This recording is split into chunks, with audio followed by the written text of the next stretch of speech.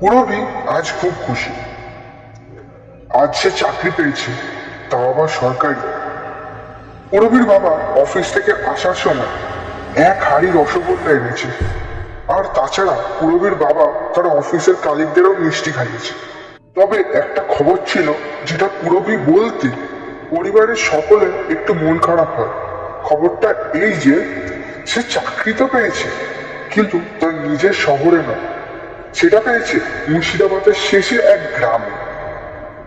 আসলে পুরবীর কাজটাই এমন যে কোনো গ্রামে উন্নয়নের দেখাশোনা করা।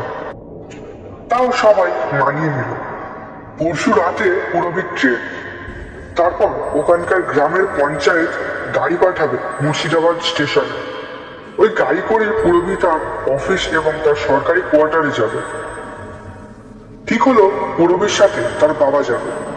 গিয়ে দুদিন থেকে তার বাবা আবার চলে আসবে। পুরবী ওই গ্রামে 3 মাস থেকে দেখবে যে গ্রামে কি কি উন্নয়নের প্রয়োজন, এবং সেই সব খবর 3 মাস পর শহরে এসে খবর দেবে তার হেডকে। তারপর আবার ঠিক হবে পুরবী অন্য কোন গ্রামে যাবে, সেটাও ঠিক করবে উপরের দপ্তরের লোক। দেখতে দেখতে একদিন কেটে গেল। রাত পোহালে ভোরের ট্রেন পুরবীর। 3 মাস বাড়ি থাকবে না মেয়ে, সে কারণে পুরবীর মার একটু মন খারাপ। পুরবীর ঘুম ভাগলো একটা খারাপ স্বপ্ন দেখে। ঘুম থেকে উঠে পাশে টেবিল ঘড়িতে দেখে ওর 3:30 বাজে। অনেক চেষ্টা করলো পুরবী মনে করার যে কি স্বপ্ন সে দেখলো, কিন্তু পুরবী মনে আর করতে পারলো না। কিন্তু এটুকু নিশ্চিত যে পুরবী বাজে স্বপ্ন দেখার ফলে ঘুমটা ভেঙেছে। যাক, একদিকে ভালো হয়েছে, ঘুমটা ভেঙে গেছে। পুরবী এবং তার বাবা তৈরি, এবার শুধু বেরোনোর অপেক্ষা। পুরবীর মা ঠাকুরঘর থেকে পুরবীর বাবাকে বলল, ওগো, বেরোনোর আগে একটু ভগবানকে প্রণাম করে যাও। পুরবীর মায়ের কথা মতো দুজনে ঠাকুর ঘরে ঢুকে প্রণাম করে যেই না বেরোবে, এমন সময় ঠাকুরের সামনে থাকা প্রদীপের আগুন ধপ করে লেগে গেল। পুরবীর মার মনে মনে ভয় হয়। আশ্চর্য, কোথাও কোনো হাওয়া নেই, কোথাও কিছু নেই, প্রদীপ লিখলো কি করে? পুরবী বলল, ও কিছু না মা, প্রদীপে তেল কম দেওয়া হয়েছে, তাই হয়তো নিভে গেছে। পুরবীর বাবা বলল, চ, আর দেরি করিস না, 5:15 ট্রেন, মিস করলে আবার 1 ঘন্টা অপেক্ষা। পুরবী এবং তার বাবা রওনা দিল। দুপুর 11:30টার মধ্যে ট্রেন মুর্শিদাবাদ স্টেশনে ঢুকে পড়েছে। স্টেশন থেকে বেরিয়ে অফিসের গাড়ি খুঁজতে খুঁজতে দেখা পেল মোহনের। মোহন হলো পুরবীর অ্যাসিস্ট্যান্ট। মোহনই ওই গ্রামে অফিসে এবং বাড়িতে খেয়াল রাখবে পুরবী। মোহন বলল, ও, চলে এসেছেন ব্যবসায়, আমি আপনাকে দেখে অনেক খুশি হয়েছি। ও, আপনি মেম সাহেবের বাবা, আপনিও চলুন। এখনো আমাদের 8 ঘন্টার পথ পার করতে হবে। চলুন, ওই আমাদের গাড়ি। লাগেজগুলো গাড়ির ডিকিতে সাজিয়ে সবাই গাড়িতে বসল। পিছনে পুরবী এবং তার সামনে ড্রাইভার এবং মোহন। গাড়িতে বসলো। পিছনে পুরবী এবং তার বাবা, সামনে ড্রাইভার এবং মোহন। মোহন বলল, ড্রাইভার জি, চলো। বলতে ড্রাইভার গাড়ি চালানো শুরু করলো। মোহন বলল, আচ্ছা মেম সাহেব, আপনি প্রথমে কোথায় যাবেন, কোয়ার্টারে না অফিসে? পুরবী বলল, প্রথমে অফিসে চলো, কোয়ার্টারে পরে যাবো। মোহন একটু বিরক্তি বোধ করে বলল, মেম সাহেব, আমাদের তাহলে কোয়ার্টারে যেতে রাত হয়ে যাবে।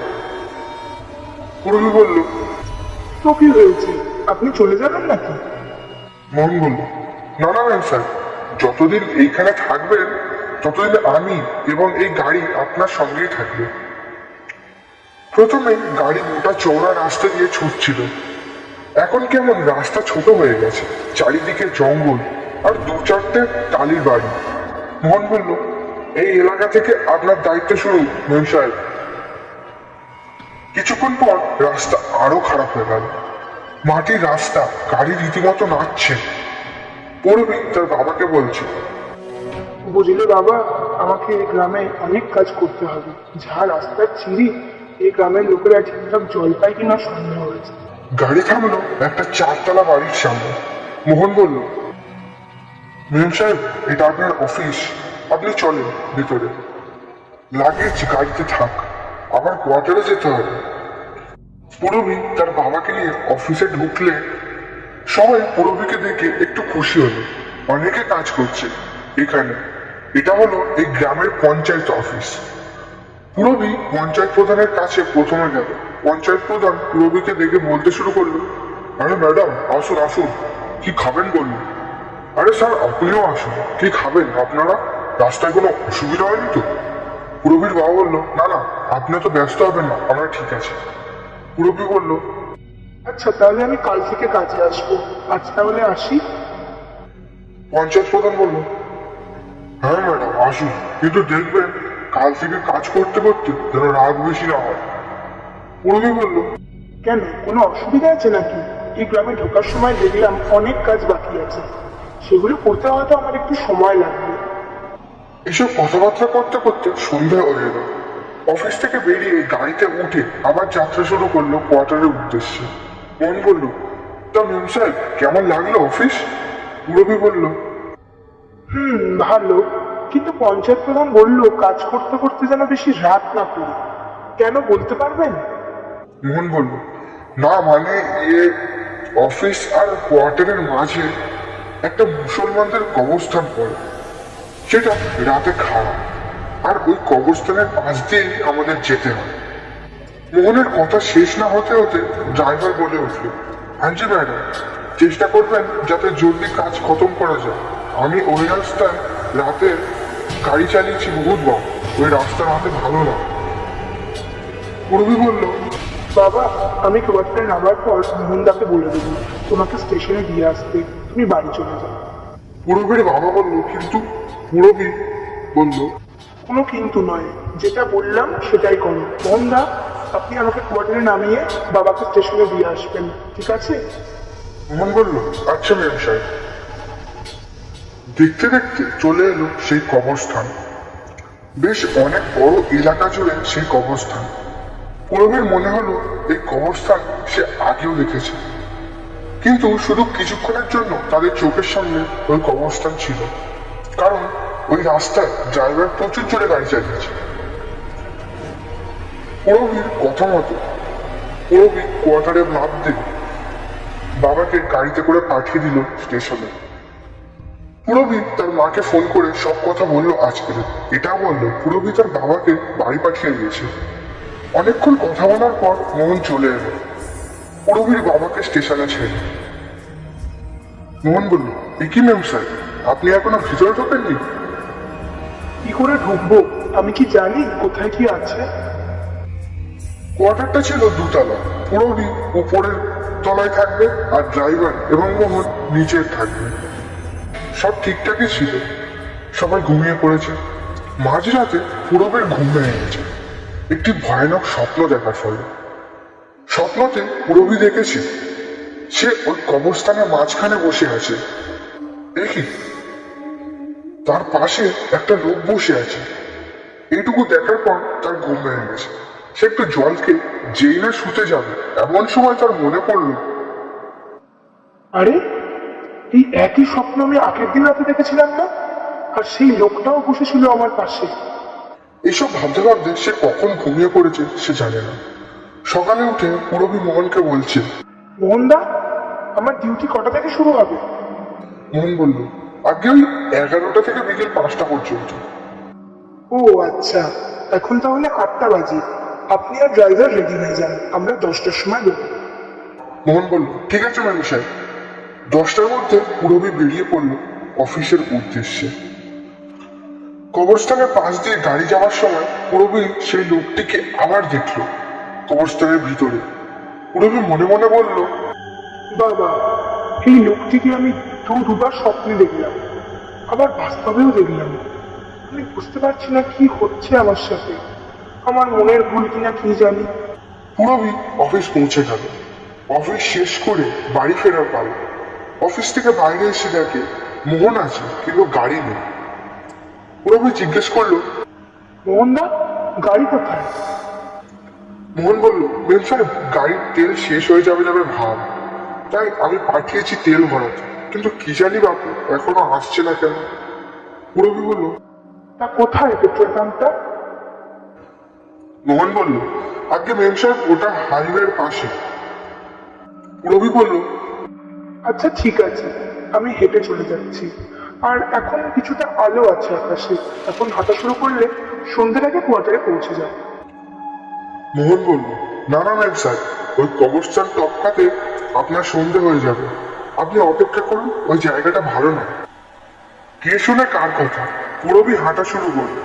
মোহন অনেকবার ডাকলো পুরবীকে, কিন্তু পুরবী কোনো কথা কানেই নিল না। পুরবী হাঁটলো, মোহনকে গাড়ি ছাড়া আসতে বারণ করে দিল পুরবী। পুরবী তার মাকে ফোন করতে করতে হাঁটছে। প্রায় আধ ঘন্টা হাঁটার পর দূরে দেখা যাচ্ছে সেই কবরস্থান। পুরবী সেটা দেখে অন্যদিকে মুখ ঘুরিয়ে নিল। কিছুক্ষণ হাঁটার পর কবরস্থানের পাশে যেই না পুরবী এলো, অমনি তার ফোন সুইচ অফ হয়ে গেল। আরে ফোনটার আবার কি হলো? সন্ধে হয়ে এসেছে, আকাশে মেঘলা ভাব, বৃষ্টি হবে মনে হয়। এই তো সেই কবরস্থান, একবার ঢুকে দেখবো। কি আর হবে, ভূত প্রেত বলে কিছু হয় না। পুরবী এই বলতে বলতে ঢুকে পড়ল কবরস্থানে। পুরবী কবরস্থানে একটা কবর টপকাতে সে দেখে সেই লোকটিকে। পুরবী গিয়ে জিজ্ঞেস করে, আপনার নাম কি? আপনাকে আমি আগেও দেখেছি।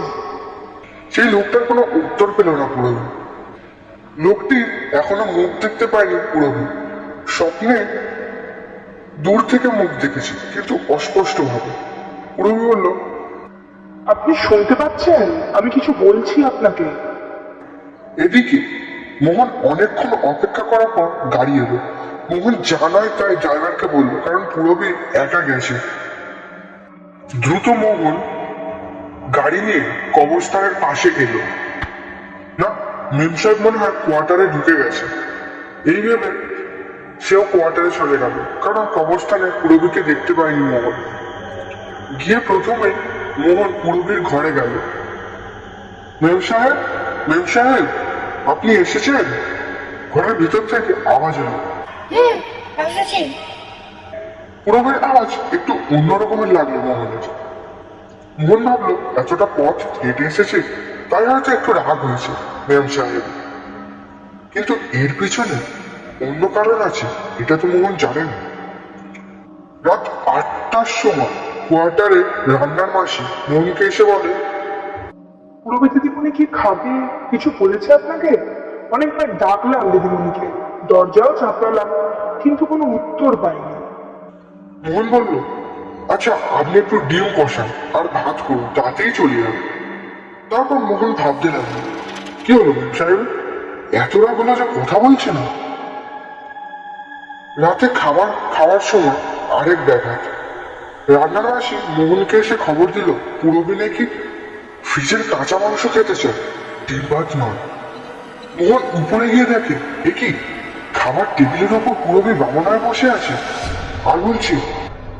মোহনকে দেখে পুরবী বলছে, ওই মোহন, আমার কাঁচা মাংস এনে দিন। এটা বলার পর পুরবী জ্ঞান হলো। রান্নার মাসি পুরবীকে ধরে ধরে ঘরে দিয়ে আসলো। মোহন ভাবছে, কি হলো ব্যাপারটা, মেম সাহেব একদিন মাত্র হলো এসেছে, এরকম ব্যবহার করছে কেন?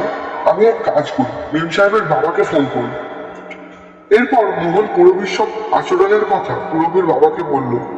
পুরবীর বাবা আদেশ দিল মোহনকে পুরবীকে যেন চোখে চোখে রাখা হয়। মোহন এবার বুঝতে পেরেছে পুরবী কবরস্থানের পাশ দিয়ে আসছিল, তাই কিছু হতে পারে। তাই মোহন ড্রাইভারকে দিয়ে একটা তান্ত্রিক জোগাড় করে আনলো ওই গ্রামের। তান্ত্রিক পুরবীর ঘরে ঢুকে দেখছে পুরবী তার বিছানায় শুয়ে, কিন্তু তান্ত্রিক এবং মোহন কাছে গিয়ে যখন দেখলো, তাদের গায়ে কাঁটা দিয়ে উঠল। পুরবী হাত পা বেঁকে শুয়ে রয়েছে এবং তাদের দিকে তাকিয়ে হাসছে। তান্ত্রিক বলতে শুরু করলো, তুই কে, কোথা থেকে এসেছিস? পুরবী বলল, তুই জানিস আমি কে? এটা বলা মাত্রই মোহন খুব ভয় পেয়ে গেল। কি বিভৎস তার গলার আওয়াজ! আবার বলল, তুই আমায় ছাড়াতে এসেছিস, দেখবি। বলে পূরবী তান্ত্রিককে একটা ফু দিতে তান্ত্রিক উড়ে গিয়ে দেওয়ালের ধাক্কা খেয়ে আছাড় খেয়ে মেঝেতে পড়ল। তারপর উঠে তান্ত্রিক ভয় বলল, আমি একে কিছু করতে পারবো না, এই শয়তান বড় শক্তিশালী, আমি পারবো না বলে ছুটে চলে গেল।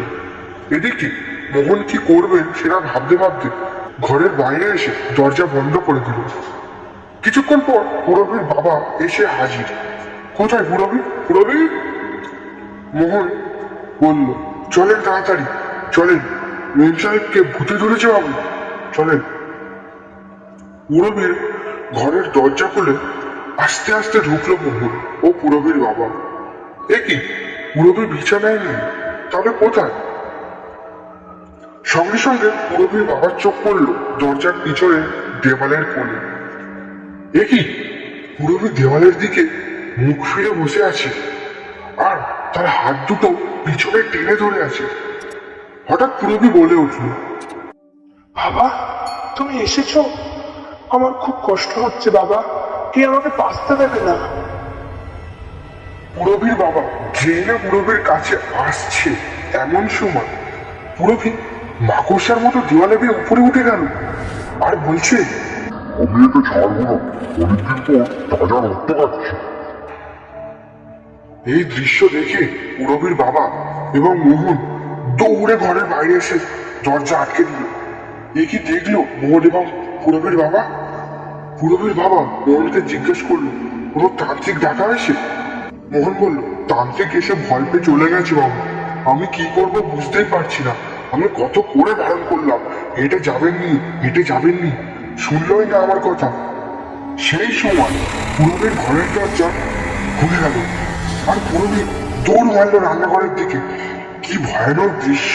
হাত পিছনে করে দাঁত খিচিয়ে দৌড়ে এসে তার পিছনে মোহন এবং পুরবীর বাবা গিয়ে দেখে পুরবী কাঁচা মাংস খাচ্ছে ফ্রিজ থেকে বার করে। সেই মাঝরাতে পুরবীর বাবা একটি মসজিদে গিয়ে একটি মৌলবী সাহেবের সাথে সব কথা খুলে বলল। মৌলবী সাহেবকে পুরবীর বাবা সব কথা খুলে বলল। মৌলবী সাহেব বলল, চলুন আপনার মেয়েকে গিয়ে দেখি। মৌলবী সাহেব সেই কোয়ার্টারে এসে যেই না এক পা বাড়ালো, সঙ্গে সঙ্গে পুরবী ঘর থেকে সে চেল্লাচ্ছে, না, তুই আসবি না, না।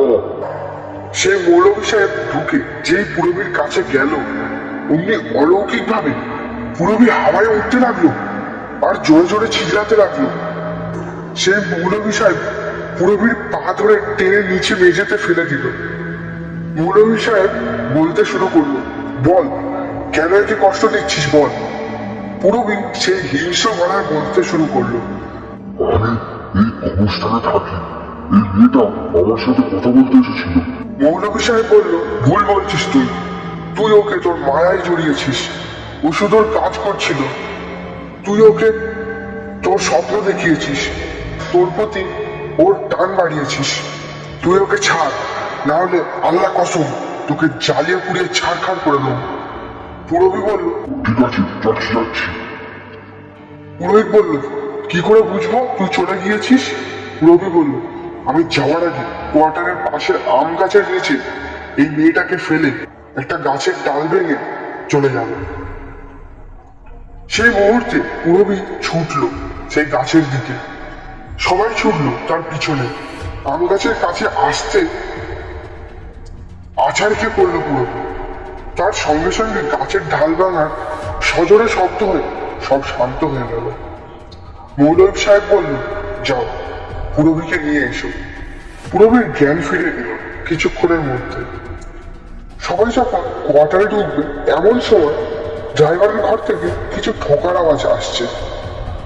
সবাই সেখানে গিয়ে দেখে ড্রাইভার নিজের মাথা নিজেই দেওয়ালে ঠুকছে, আর এমন জোরে জোরে ঠুকছে যে তার মাথা ফেটে রক্ত পড়ছে। এই দেখে পুরবীর বাবা বলল, তবে কি সেই আত্মা পুরবীকে ছেড়ে ড্রাইভারের শরীরে চলে গেল? বন্ধুরা,